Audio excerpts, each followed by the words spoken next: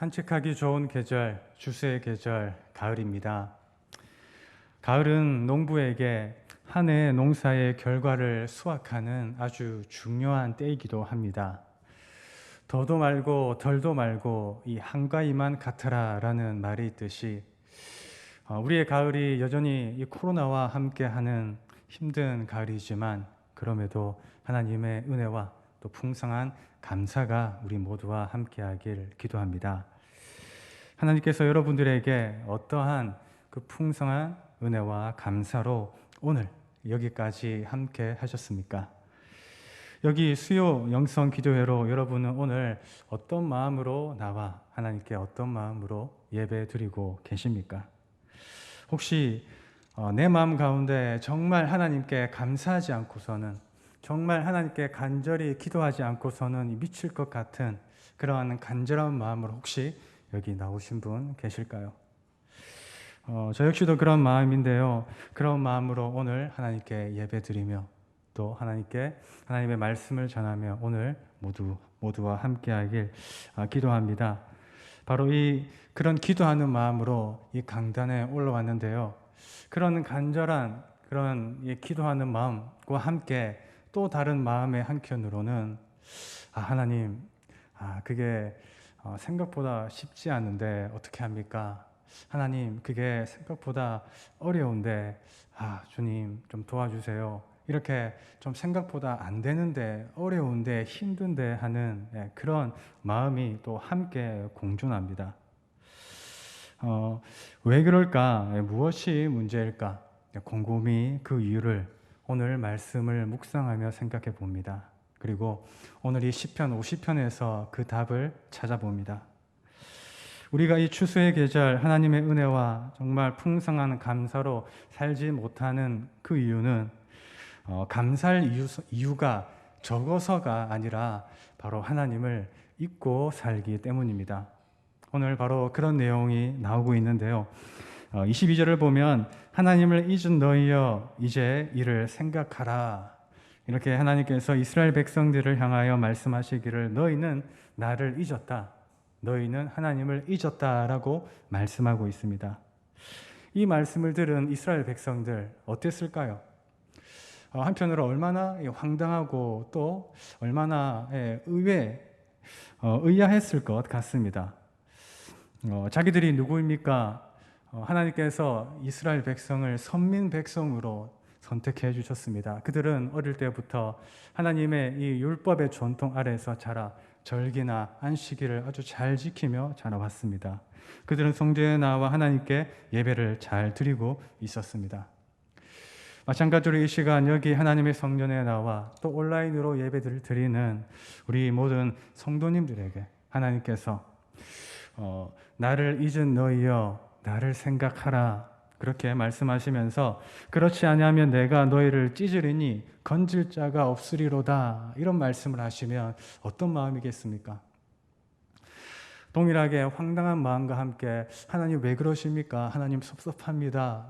이런 마음들이 복잡한 마음들이 생길 것 같습니다. 이스라엘 백성들 역시도 그들이 정말 어떻게 하나님을 잊을 수 있겠습니까? 그들은 성전에 나와 하나님을 찾고 또 예배를 잘 드리고 있었습니다. 왜 하나님께서 이스라엘 백성들에게 이런 말씀을 하시는지 우리는 생각해야 합니다. 그 이유가 무엇입니까? 그 해답은 바로 그 다음 절에 있습니다. 오늘 이 시편의 본문 이 결론과 같은 마지막 절 23절을 보면 그들이 감사로 제사를 드리지 않았기 때문이다라고 합니다. 예배 나왔지만 그들 그 마음 안에는 감사가 없었습니다. 시편 126편을 보면 눈물을 흘리며 씨를 뿌리는 자가 기쁨으로 거두리로다라고 말씀하고 있는데 눈물을 흘리지 않고 또 기쁨으로 거둘 게 없습니다. 이 추수의 계절 이 열매가 그들에게는 참 없습니다. 눈물이 말라버린 막대기와 같이 되어버렸습니다. 그래서 어느 순간부터 감사하지 않게 되었고 또 그 감사를 잊어버리게 되었고 더욱이 하나님 역시 잊어버리게 되었습니다.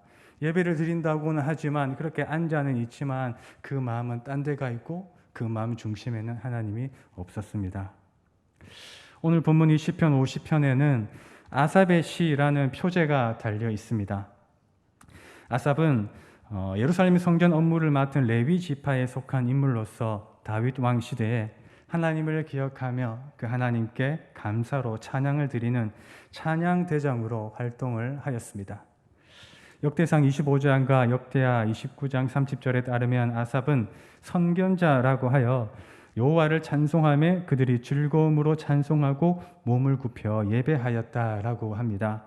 이렇게 아삽은 하나님을 예배할 때, 성전 예배를 드릴 때 다윗이나 유명한 시인의 그 신령한 노래에 가사를 매기기도 하지만 또한 성령께서 감동을 주시는 경우에 새 노래에 즉흥적으로 가사를 매기기도 하였는데요.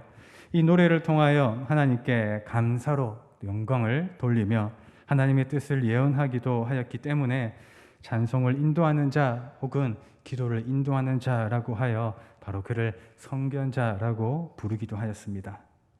그런데 바로 그런 그가 오늘 이스라엘 백성들을 보니 어떻다는 것입니까? 가슴이 너무나 아프고 또 안타까웠다는 것입니다. 그들이 하나님께 감사하지 않게 되었고 그들이 하나님을 잊어버렸기 때문입니다. 그리고 그런 그들을 향하여 16절을 보면 악인들이라고까지 말합니다. 악인에게는 하나님이 이르시되 내가 어찌하여 내 율례를 전하며 내 언약을 내 입에 두느냐라고 말합니다. 여기서 악인은 율례를 전하며 언약의 말씀을 입에 두는 제사장과 서기관들을 말합니다. 어찌 보면 바로 이들이야말로 하나님의 성전에 나와 가장 예배를 열심히, 가장 예배를 잘 드리는 이들일 것입니다. 그런데 바로 그런 그들을 향하여 하나님을 잊어버린 악인들이라고 말하고 있습니다.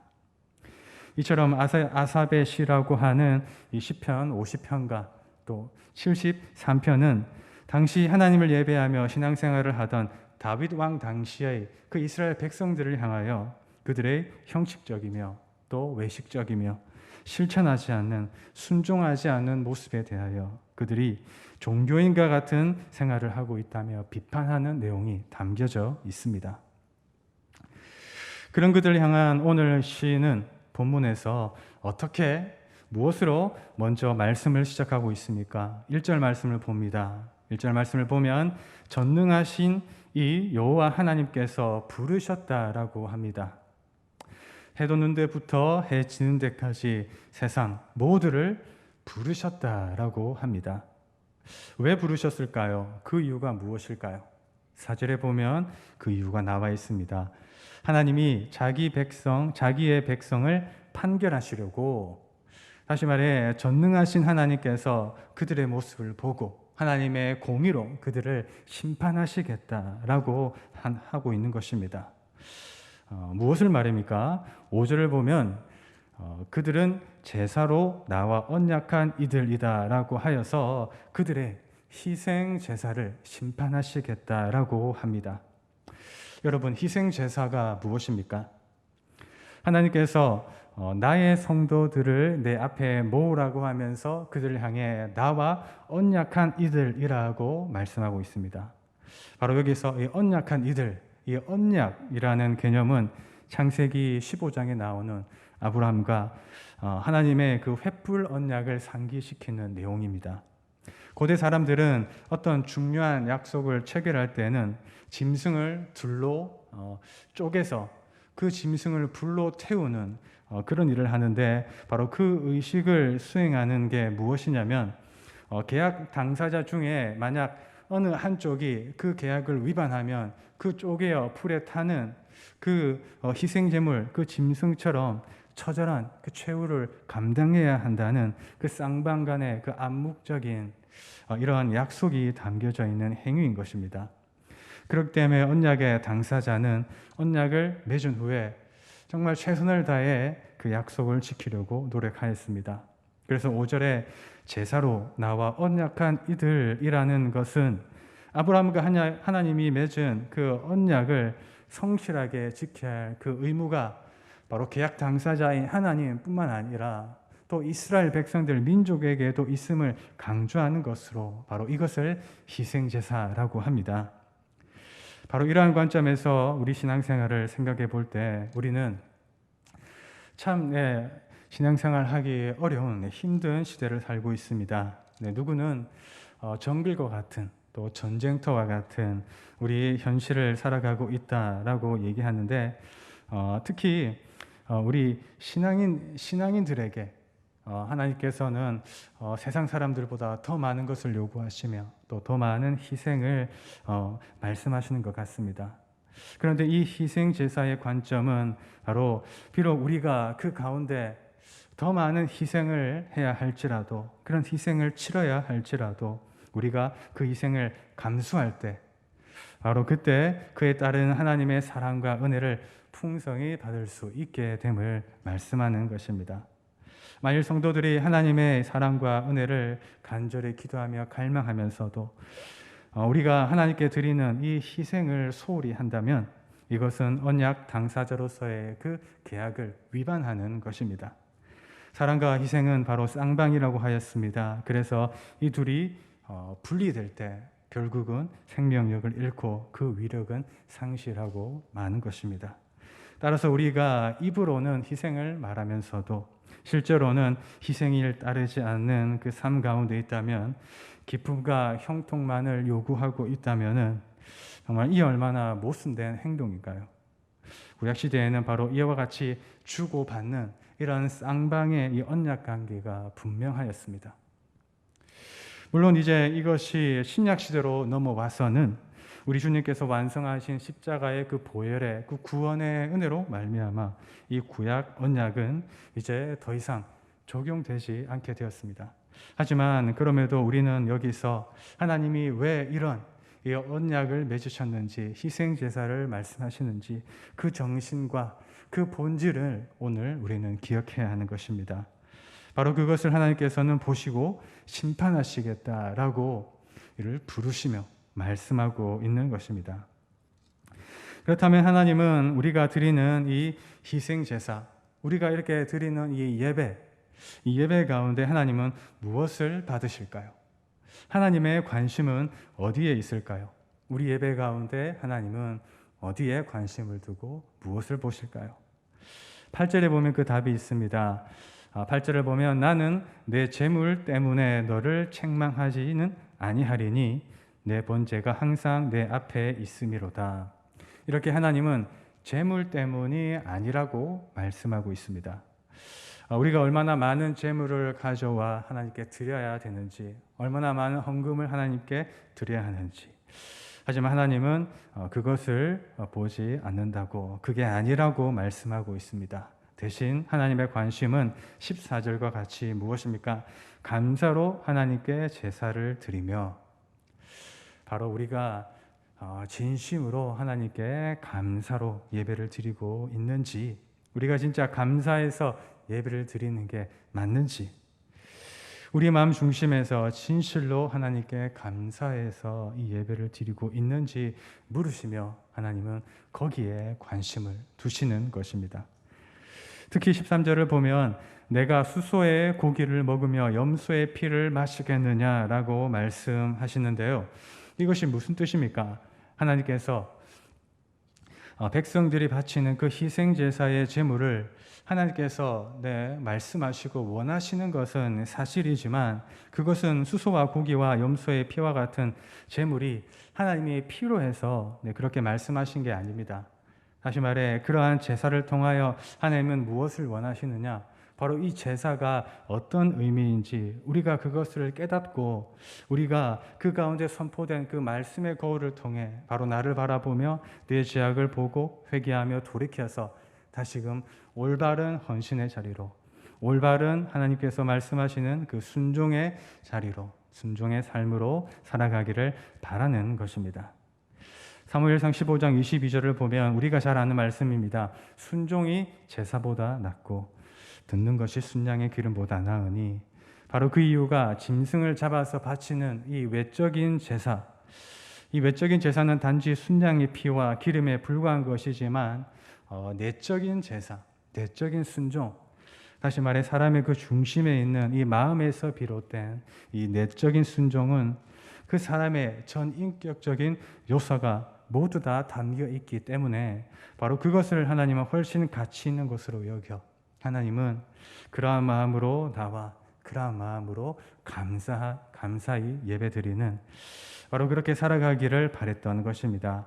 때문에 우리는 이렇게 예배를 드릴 때마다 또한 매일 아침 큐티 말씀으로 예배드리며 하루를 시작할 때마다 그리고 다음 주는 뭐가 있습니까? 기도의 11조가 있습니다. 이렇게 기도의 11조로 매 달을 시작할 때마다 바로 우리는 어떻게 살아가고 있는지 우리 마음은 어떤지 그 예배를 통해 자신을 점검해야 할 것이며 내 마음의 중심은 정말 하나님께 감사하는 마음으로 진심으로 예배드리고 있는지 날마다 이 말씀을 통해 점검하며 다시금 새로워 바로 되기 원하시는 게 하나님은 원하시는 것입니다. 그리고 만약 그것이 맞다면은 15절과 같이 심판의 자리에서 내가 너를 건지리니 하나님의 구원을 보이리라라고 말씀하고 있습니다. 형식적으로 외식적으로 예배를 드리는 그 심판의 자리에서 하나님께서는 그게 정말 맞다면은 하나님은 구원의 자리로 우리를 건져주시고 매일 하나님께서 주시는 은혜와 그 풍성한 감사로 우리와 매일 함께 하실 것입니다. 사랑하는 성도 여러분, 요즘 여러분들은 어떻게 살아가고 계십니까? 이 예배를 지금 어떻게 드리고 있습니까? 예배를 드리는 내 마음은 어떠하십니까? 물론 우리는 너무나 나를 건져주시고 또한 우리를 구원의 길로 인도하시는 그 하나님의 은혜와 감사로 매일매일 살기를 원하실 것입니다. 그렇기 때문에 오늘도 이 쉽지 않은 우리 현실 가운데 어쩌면 피곤하고 이 지치는 우리들의 이 삶, 우리들의 몸을 하지만 주님께 나와 끌고 예배를 드리고 있는 것입니다. 하지만 그 가운데 또 하나님께서 받으시는 이 감사의 예배, 우리의 마음을 드리는 이것은 또 그렇기 때문에 그를 위해 우리의 마음을 바꾸어서 하나님께 나아가는 것은 또 어쩌면 이것은 다른 문제인 것 같고 이것은 생각보다 쉽지 않은 문제인 것 같습니다. 내가 무언가를 해야 할 때 그것이 내 마음이 정말 그것을 하고 싶어 한다면 얼마나 좋겠습니까? 우리 자녀들 이 책상에 앉아서 공부를 시킵니다. 책상에 앉아는 있습니다. 하지만 집중해서 공부한 학생이 있나 하면 정말 집중하지 못하고 딴 생각해서 시간만 버리는 학생들도 있을 것입니다. 마찬가지로 이렇게 예배에 나와 하나님께 예배를 드리지만 우리의 마음은 다른 데로 왔다 갔다 하는 분들도 있을지도 모르겠습니다. 그런데 우리 마음이 그렇게 잘 뜻대로 되지 않습니다. 그게 바로 문제인 것 같습니다. 그렇다면 어떻게 해야 될까요? 물론 세상에서는 이런 우리들의 마음을 많이 연구하여서 심리학이다, 상담학이다, 뇌과학이다 아주 많은 것들을 얘기하고 있지만 그런 것을 다 떠나 오늘 하나님께서 우리에게 요구하시는 것이 있습니다. 그 가운데 우리가 그렇기 때문에 또 그 요구하시는 것을 알고 할 수 있는 게 있습니다. 그것은 바로 우리의 마음을 하나님께 드리는 것인데 어떻게 드리는 것이냐? 바로 우리의 마음을 하나님께 드러내는 것입니다. 하나님께서 우리에게 요구하시는 것은 솔직하게 하나님 요즘 제가 어떻게 살아가고 있습니다. 정말 나의 부끄러운 것까지 누구에게도 말하지 못할 그런 수치스러운 것까지 하나님이니까 가능하지 않습니까? 하나님께만은 그래도 다 드러내고 그 하나님을 믿고 신뢰하면서 얘기할 수 있지 않습니까? 그 모든 것을 하나님은 솔직하게 그 마음을 드리며 드러내며 하나님께서는 우리가 그렇게 하나님을 찾기를 원하시는 것입니다.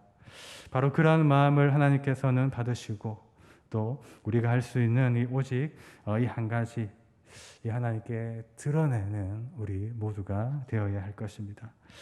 제가 상담 쪽에 관심이 많은데요. 그래서 학교를 다닐 때 상담을 잘하기 위해서는 한번 아주 정말 탁월한 그 상담 잘하시는 분께 상담을 받는 경험이 있으면 아주 좋다라고 하여서 그 경험으로 또 다른 사람을 또 상담할 수 있다 얘기를 하여서 저는 아주 비싼 돈을 내고 아주 유명한 분께 몇 번 상담을 받은 적이 있습니다. 그래서 그 의사 선생님과 이런저런 얘기를 나누면서 그 의사 선생님이 저에게 처방을 해주시는데, 목사님은 네, 봉인 해제가 필요합니다라고 말씀하시는 겁니다. 봉인 해제? 제가 써놓은 거 아니고 무슨 봉인 해제를 해야 된다라고 말씀하시는데, 저의 부족한 가운데 하나가 감정 표현이 좀 서툰 게 있습니다. 그래서 그 이유가 무엇이냐면, 목사로서 좋은 사람, 좋은 모습 또 잘해야 하는 또 그런 어떤 부담감이 항상 있어서 제 안에 항상 어떤 벽을 두고 그 안에서 힘든 일이 있어도 괜찮다라고 하면서 괜찮은 모습만 계속 보이고 또한 드러내려고 하다 보니까 점점 내 안에 있는 그런 감정이 메말라가고 또한 그 감정 표현에 서툴게 되었다라고 말씀하시는 겁니다. 그러기 위해서는 바로 이 봉인 해제가 필요하다.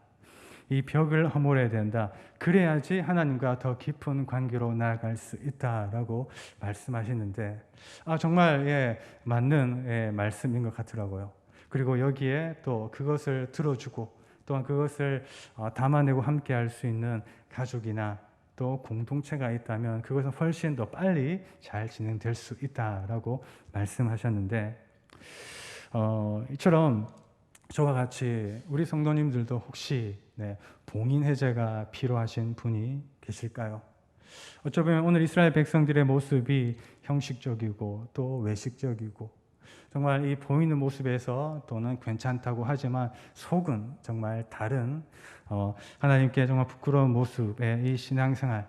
그래서 정말 이 안타까워하는 그 마음으로 오늘 이 시편의 기자가 이 시편을 말씀하고 있고, 바로 그 마음이 하나님의 마음일 것입니다. 바로 그 하나님께서 오늘 우리를 부르셨습니다. 전능하신 하나님께서 맨 처음 말씀하시길 우리를 부르셨다라고 하십니다. 그리고 15절에서 말씀하십니다. 환난 날에 나를 부르라.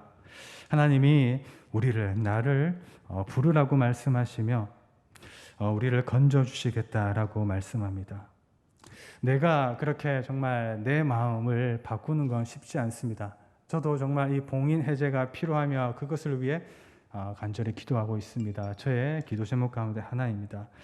하지만 이것이 잘 되지 않는데, 이렇게 우리가 마음은 그렇지만 잘 되지 않더라도 우리는 정말 포기하지 않고 낙심하지 않고 내가 하는 것이 아닌 하나님께서 우리를 건져주시면, 하나님께서 역사해 주시면 그것은 얼마나 가능한 걸 우리는 깨닫고 알아야 할 것입니다. 그렇게 하나님께서는 우리에게 먼저 찾아와 주셨고 우리를 구원해 주셨습니다. 내가 잘해서, 내가 하나님의 마음에 들어서 열심히 해서 우리를 하나님의 자녀로 삼아 주신 게 아닌, 하나님께서 먼저 우리를 사랑하셔서 그 안타까운 마음으로 먼저 우리에게 찾아와 주셔서 우리를 구원하시며 우리를 그 구원의 길로 인도해 주신 것입니다.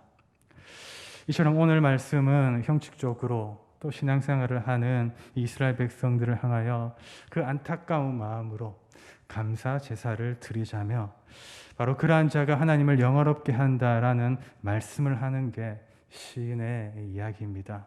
시인의 그 안타까운 마음이 담겨 있는 것입니다.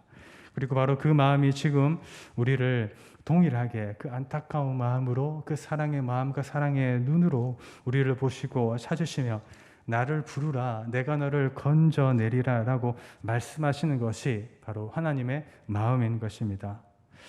바로 이 시간, 이 밤 하나님을 부르기 원합니다. 정말 우리가 봉인 해제를 해서 우리의 마음을 정말 드러내기 원합니다.